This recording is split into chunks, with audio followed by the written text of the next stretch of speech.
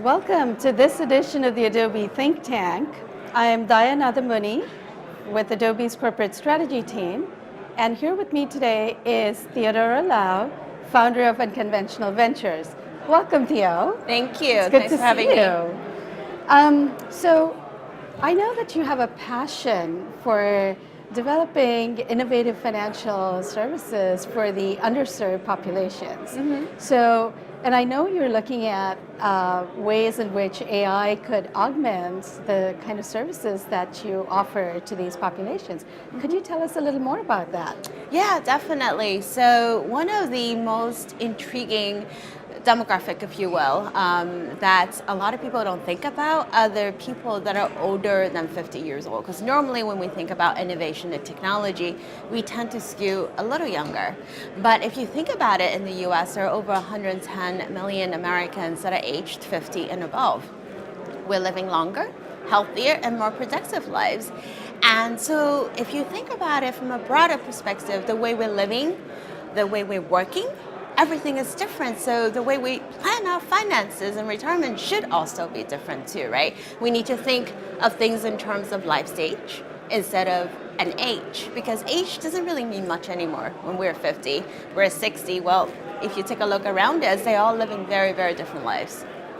I know, and now there's movements afoot to live to 120, and that Yes. changes the outcomes even more. Exactly. So, now, I read somewhere you'd said that banks are not competing with each other or other financial services institutions anymore. They're really competing with Apple and Amazon and Google. Can you tell us a little more about that?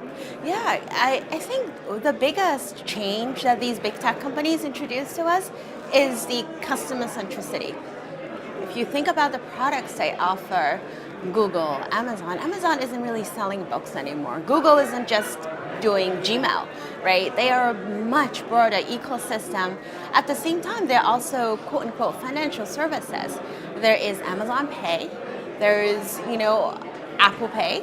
There are all of these things. They're not banks, but they offer services and they delight us in a lot of different ways along the whole customer path. And so if we think about it, consumers aren't looking for banks, they're looking for banking services. So in that sense, why do I need to go to a bank and when I can get similar services from these big tech companies who know me and who know me really well and they treat me well?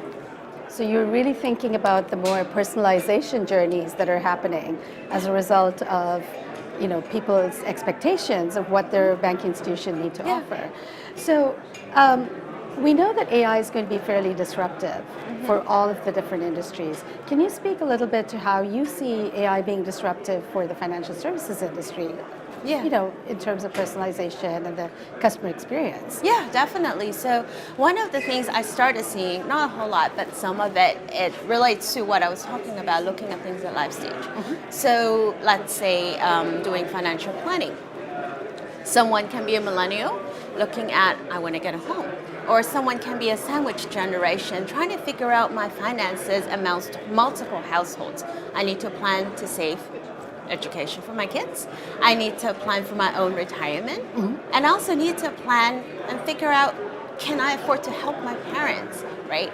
And so if you think about all of these different use cases, is data crunching, is a lot of different sources of data that you need to collate together and make sense out of it. And this is where I think AI and algorithms can do a really, really amazing job. There is a company startup in New York City here that they are looking at it. They're looking at, if I am someone at a particular life stage coming in, can I afford to get my kids to college at this particular zip code, at this particular point in time?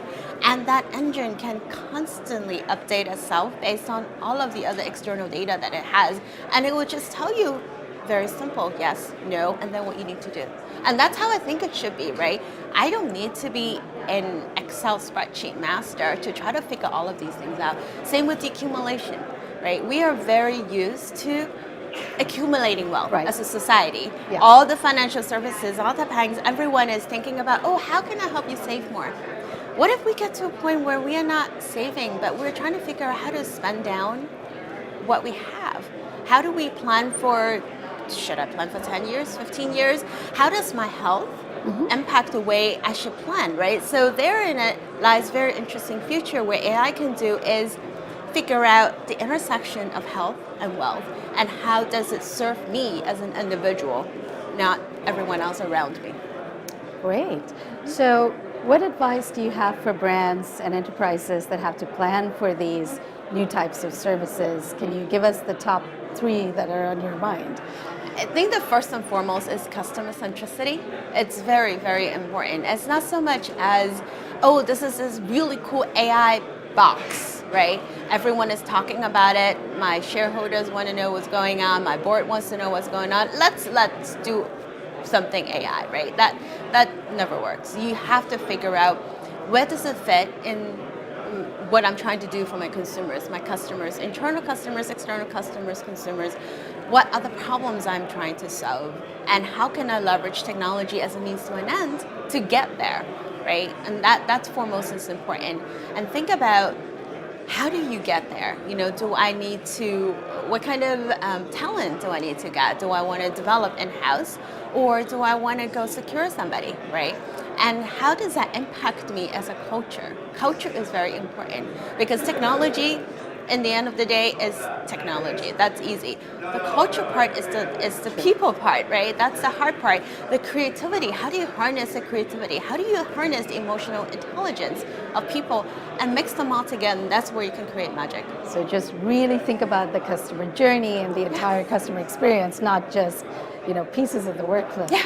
That's great, Theo. Thank you very much. We've really enjoyed having you on the show. Thank you so much. And so we'll be live streaming all day today and tomorrow.